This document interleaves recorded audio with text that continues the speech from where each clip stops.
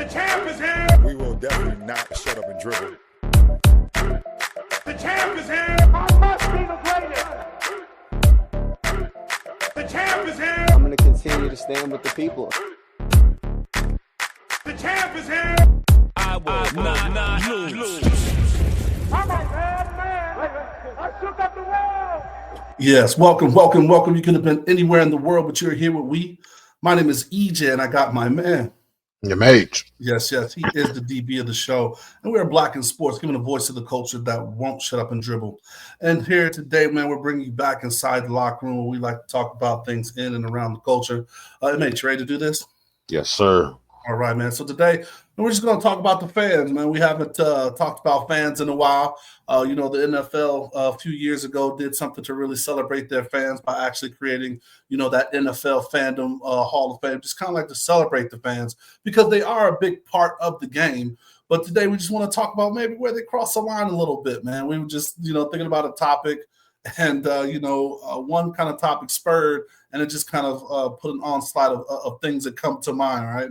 So, I'll let you take it over, MH, talking about one of the Pacers players.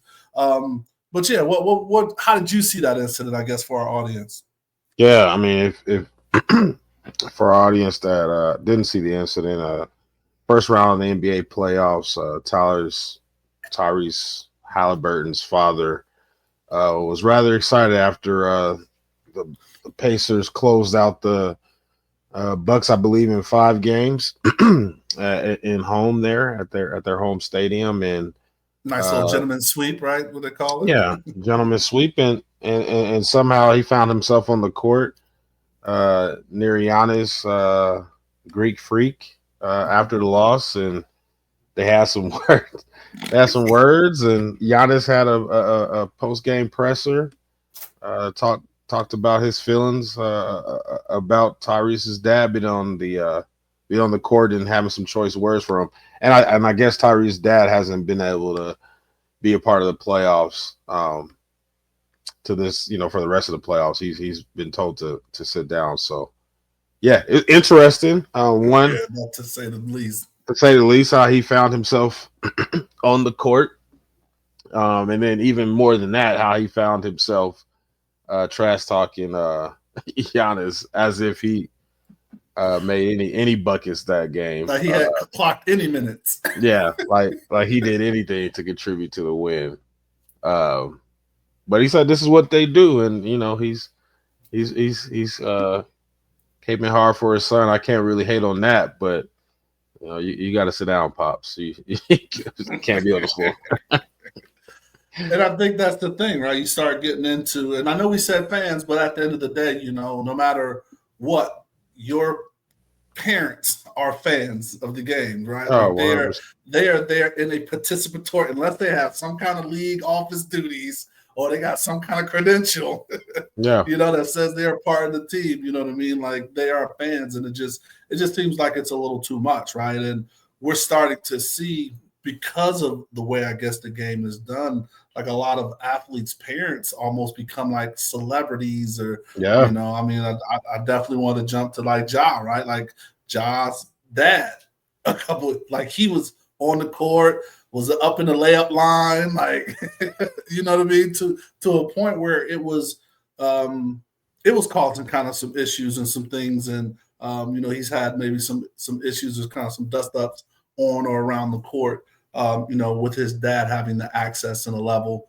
and forgetting like, hey, we know whose parent you are. We got that.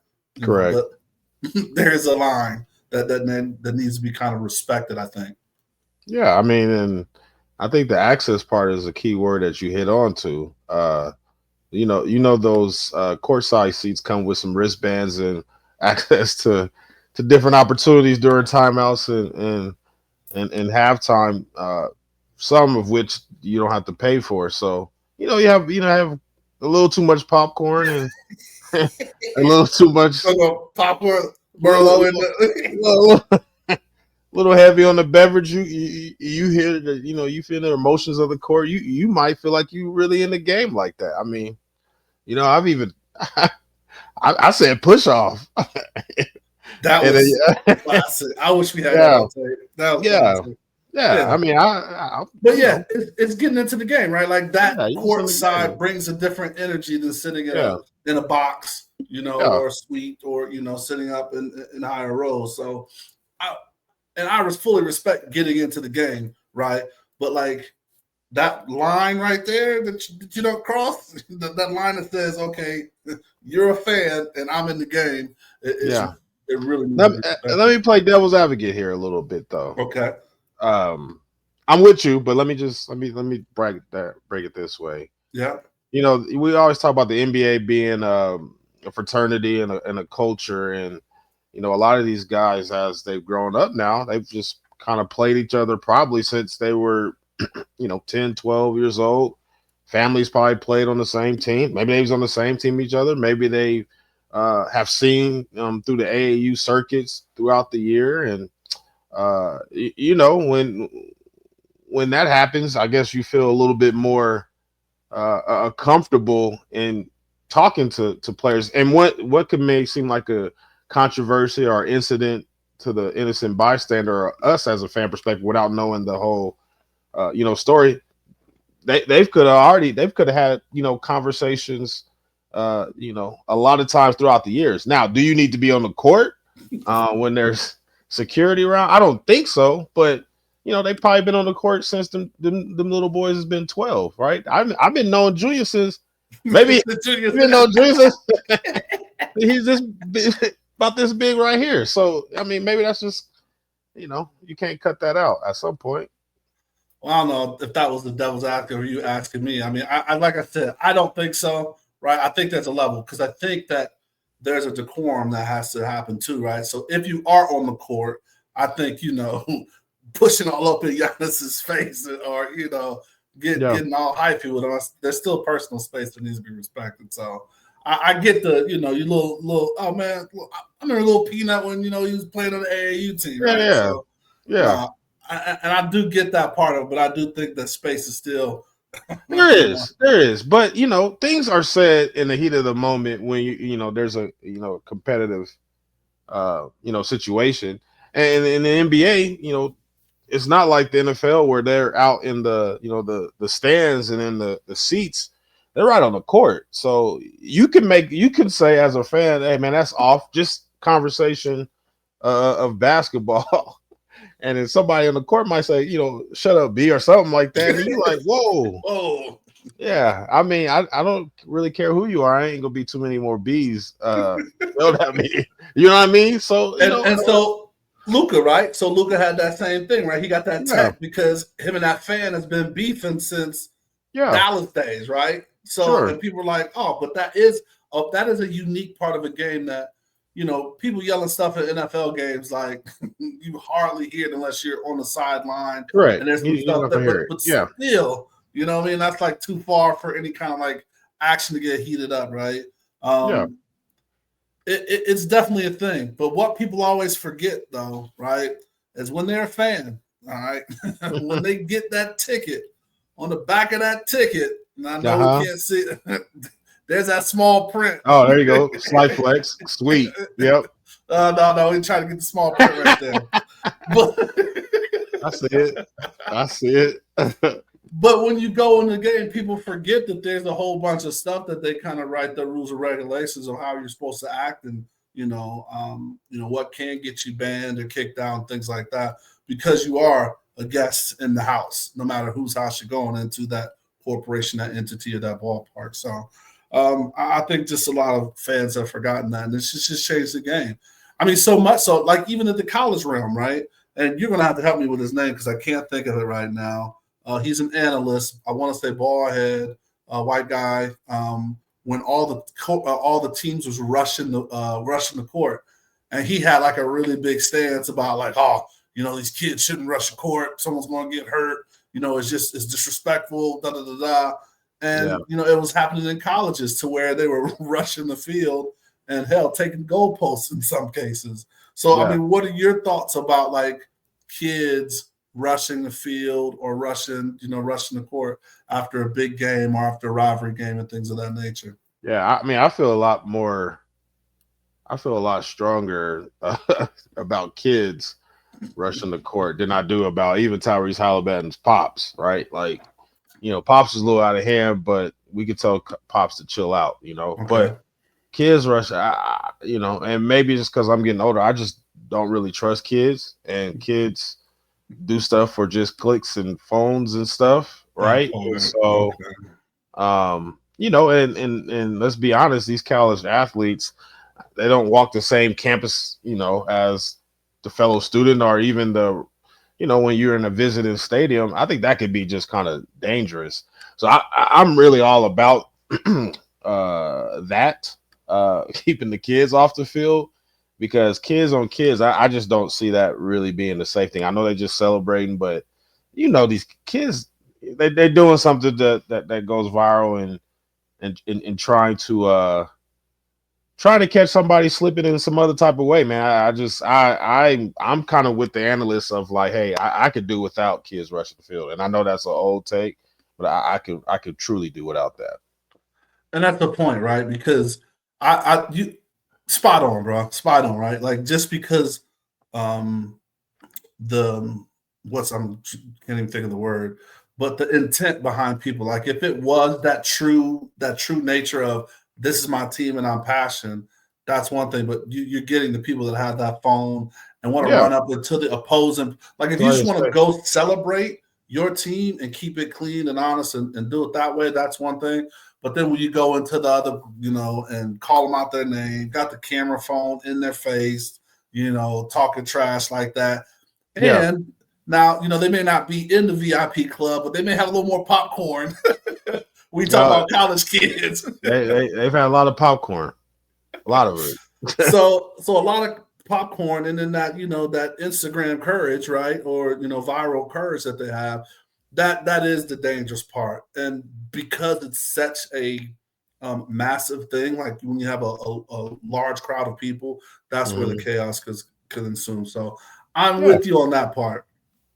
But I say, man, big game, like, rush the field, man. You gotta let the kids and see them like trying to jump over certain stadiums with the bushes, and some of them don't quite make it. a lot of ACLs have been blown rushing the field. And what happened? Neon, you see more crutches the next week, like Man, I was at a couple years ago when Colorado beat Colorado State in that uh-huh. super late game, and Colorado rushed the field. I was there, and it wasn't just kids rushing the field. I mean, there was a lot of old heads jumping off stuff, landing on stationary bikes on the sideline, just trying to get on the field. Um, probably had to And go to that's that work whole with some with some injuries the and we next talked next about that day. before. I don't know if we've gone in depth, but yeah, give the people again just to refresher how you feel about adult fans and their role in things. Sit down, man. I'm not a fan. I'm not a fan of adult fans, man. My dad, for a while I stopped wearing jerseys. Pops was like, "You got your own last name. What you got to wear somebody else's last name?" So Facts. I'm not sleeping on anybody that wears jerseys. You do what you got to do. It just wouldn't come from me. I'm not going to ask for an autograph from anybody. We all grown men. I might ask for a picture, but there's only a certain type of people. I mean, grown men that paint their face and wear stuff and shout out to Raider Nation. It's cool. I just that ain't Not for you, huh? not at all, bruh. Not at all. Not for this. And go to sleep in church. But no, but there is a place for the super fan, right? Like, I mean, well, is there? Like, if that's their life, like people taking on these personas, like they are, you know, we got the Rilla, we got, the My Jet man that's in Man, jail. What was it Chief of Holly? Chiefaholic, right? Like he felt that he had to be there, and he took on a Chiefaholic. I mean, he had to do it by robbing banks or whatever to make it to every game. But that just kind of goes into where's that borderline between being a fan and like a super fan, which Right. the word fan is fanatic anyway. So they're supposed to be a little unhinged, right? People always forget that fan is short for fanatic. So it's understandable that they act in a certain way, I guess. I mean, let me not be glass house. You see what I'm wearing right now. I'm not. Let me not be glass house over here. Okay, I so don't. glass Yeah, house. yeah, but I done broke down the last 3 decades of Knicks versus Pacers of game tape for no reason. Not gonna play no game. Don't have anything to do with the game. Don't Just have a gonna watch scouting report, send it in. You can't email it to Nobody knows who I am. All 30 people playing. But I respect. I mean, like, it's and I think it's people's thing, right? Some people it's a family time to bond, all kinds of stuff. Right, like my dad Yeah. took me to my first game, Yeah. and that's why I like this, and I'm gonna wave my terrible towel, or I get it. like there's levels to this shit, as one of our laureates once said, right? So I don't think it's cool. It's nice to have a team that you root for, that you can follow. But I think there's places and spaces for all of it, man. Places and spaces. I'm glad you said that. So we're talking about sports, but okay. What about? I had an interesting experience recently. So, what is your thoughts on sports entertainment fans? WrestleMania was just in Las Vegas not too long ago. What's kind of your thoughts? Man, don't make me laugh, man. I'm just serious. All right, it is serious. Okay, my bad. Places and spaces, man. If that's what you want to believe in, like hell, I believed in the Tooth Fairy for a few years. So like, I mean, we all got our thing. I mean, what's crazy is like we've had people on our show that are heavy into that entertainment vehicle, and it's entertainment. Like now, I guess I don't know people that get on reality TV and like shout and cheer for the Survivor guy, or deal or no deal kind of person, but I mean, it's entertainment. I guess you can have fans of entertainment, right? There's fans. I mean, people scream and shout for your favorite rapper, entertainer. We got Swifties out there. We got what's Lady also Gaga's weird. people. We got also weird. Hey, so to each his own, right? Everybody got their fan, they got their thing, right? And there is a fan, and then there's a super level fan, and I guess we got category fans, right? Like, so you may be in each category, and hopefully we understand that like there's rules for each one of them, right? Like, I mean, even the old heads used to have people throwing different things on the stage for the old heads, right? So so it's a level, right? That's a go, man. I think if you're into something and you enjoy it, maybe that's your kind of like your time to kind of release, right? So sports is entertainment. Some people follow it, and some of it has maybe truer value, more value than others, but hell, and we're going to get to this, of course, on the live, but just how the NFL was going through, like, oh, it's scripted, right? Like, because how the Chiefs are winning and, things like that. And then, of course, we just had the NBA draft, and they were talking about it being ping pong balls and, balls and frozen envelopes and things like that. So it's entertainment, so whether they got good script writing and they can pull certain things off, it's all for the fan, man. It's I mean, hell, right? Like, honestly, we get to talk about these things, but we want to make sure it's enjoyable and it's something for our listeners, right? Who hopefully are our fans. Well, 100%. And then, obviously, gambling adds another element into it of not only you're investing some time, investing time. I'm investing real capital in this, so I'm gonna feel some type of way about it. So, yeah. And that's that last line, right? So, I wouldn't say it's a fandom, but like I got money on the line, and that's where some of these people get talked to, out of pocket. Yeah. And I'm gonna find you. I'm gonna find you. IG, LinkedIn, something. We get in touch. You need to finish. And I think the WNBA has been pushing like, hey, we can't let these, fans talk to us like that. It's unsafe. And I think that's the borderline. Anytime it starts to get unsafe, you don't no one's life should be in jeopardy or questioned or in worry because someone has taken it too far. As I think the underlying thing we've said has just been really levels to this. Yeah, man. I mean, we'll talk offline. I ain't gonna say that right. I bet. And and then I mean, because it even goes to the superstars, right? So you had um, Uncle Shay Shay get into an altercation when he was a fan. Like, yeah, you're in media, but your role in this juncture is a fan, right? So coming off the court and having his kind of little tip. And then even LeBron and Stephen A. We kind of talked about that earlier in the year, the media versus players. And it's like, yeah, he's a media when he's standing behind this camera and his set and his stage is that. But when he came up, that was father son. LeBron said, I'm like, yo, they approach him like that and Yeah, not having those boundaries. I mean, shit. LeBron was in his son's layup lines AAU, so I mean, come on. It's definitely knowing the role. So, like I said, it works both ways. Yeah, for sure, for sure. It's fans are a big part of the game. I mean, they fill out the stadiums. We get. I mean, people get upset when they say, "Hey, the ticket prices have made the games too corporate, and you can't have real fans in there to show the real, the passion for the game." So I get it. They make the game. They make it as popular as it's been in this country On for a all while, levels. on Right. all levels. So there's a necessary evil to it for sure, but uh,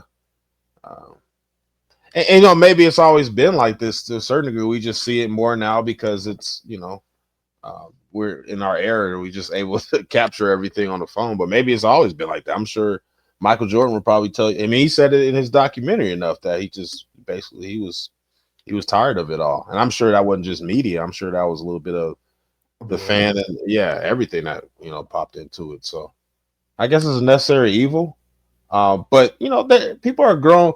We all people at the end of the day, and sometimes I think maybe even recently it's got a little bit lost. Where from Tyrese Halliburton's dad to saying like this is what we do. Yeah, I mean that's cool if you at home, maybe in the suite talking. It's just basketball talk. It's another thing when Giannis ain't really trying to hear that either, and he just lost, right? So if you don't know what emotions is going through his head either, so yeah, we I guess we got to just pump the brakes a little bit and slow up.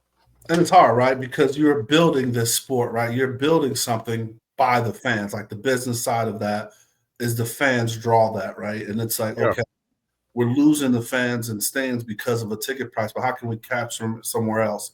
Let's get the TV deals, right? So like they can watch, they can stream. You could be, at your kid's recital and watching watching the final Very game, true. things like that, right? So Very we're true. always building things around the fan, and then once the fan acts out, we want to shun them, right? So it's just kind of like that hard dance and that delicate balance of how close do you give these fans access, and different sports have that different natural border or barrier from that stuff. So I mean, in like hell, football, you get your streaker every few games, right? Yeah, but they don't even do that right. They're not even trying to. They got a political statement half the time. Like, well, That part. yeah, we're not even streaking the right way no more, bro. The game's ever evolving and changing, man. For Uh, sure. so you got anything else about the fans, man? And it's just going to be an interesting dynamic because I think um, people are so much more about the generations about me going viral, kind of like one of those things you said. I think it's one of those things. It's good to see some fandom and someone be deeply involved in something, whether it's WWE or any other form of entertainment that you have these followings. Because like I was in there and some of the chants and dressing and what people were doing as grown men, like it's Yeah, good that they have those outlets. it is good. I mean, and the way sports and teams and players are followed now, covered now on a daily. You almost kind of become in a weird way like you like actually know them. for those first couple of years with Coach Prime and CU, and they capture everything. Being at a few games, everybody like, oh, that's Shiloh in them. You know what I mean? Like you really know them. You know what I mean? And I think that's a part of it too. Yeah. We feel like we, enthralled with them and know them more than we actually do to kind of give you that comfort to run up. Because, like, I know what you like to eat. I know Patrick Mahomes put ketchup on stuff he ain't supposed to. You know what I mean? Like, I'm seeing the series with your whole family and all of this. So you get so close to these people that you think that you have a right to wear, like, I buy your jersey. So it's that so tough thing to where it's like, no, like, I buy your jersey, I go to your games, I'm providing revenue to your pocket ultimately, you know what I mean, to that dynamic where you feel you entitled. And I think that with it being more of a me world, and then that like entitlement that's growing, it's a definite line we're going to continue to watch and understand. It is, man. And I guess my thoughts on fans change when I just had to experience being around professional athletes for work, and seeing how, you don't know, to somebody to come up to you and just hold a football at you or hold a helmet and not even say anything, not even say, how's your day going? Hey, what's up? Just, sign, you know what I mean? Like, I can understand why sometimes athletes just, you know what I mean? Like, you don't know what they going through that day. They might have had a hard day. Their girlfriend might have just said, hey, take out the trash, and he tired. You know what I'm saying? You don't know what's going on. And then the way people have, I guess, the right, or they feel that they have the right to just take a picture with me type, vibe. I guess I could understand it, why sometimes there is some incidents between fans and players, for sure. And then that goes into a whole nother episode about is that part of their job, right? Like, it's so shout out to the fans. Shout out to the fans. Shout out to the fans.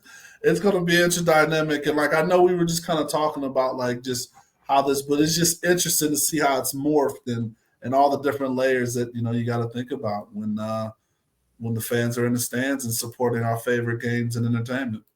I mean, that COVID time, when fans weren't in the stands, and everybody was like, this is weird, right? This is weird. I mean, even in college or high school, right? That momentum. I mean, hell, they put it in games where you start having momentum and your team does better, right? Because they are part of the game. No, that's true. As much as they come with their quirks. They are a part of the game. It makes the atmosphere. I don't know where I stand on it, but yeah, I'm with you. That's what's up, man. Any final thoughts before we get out of here, man? Nah, man, we good. I love it, man. Well, hey, please tap in, in the show notes, on the comments on IG. Just kind of let us know what's your fandom level, right? And do you see the place for them, or do you think it's getting out of hand? So we'd definitely love to hear your thoughts on it. Thank you for listening. As you understand, we got some MH showing his fandom for all of our audio listeners. He's throwing up his Knicks stuff. They're in a good place right now, so hopefully it ends well for them. But please check us out. Every Thursday we drop a new show. Follow us on Facebook, Instagram, TikTok, anywhere you consume media, we're there. And then, as we always say, please stay safe, practice gratitude, and know we're rooting for you. Screaming, all us blacks got is sports and entertainment until we even.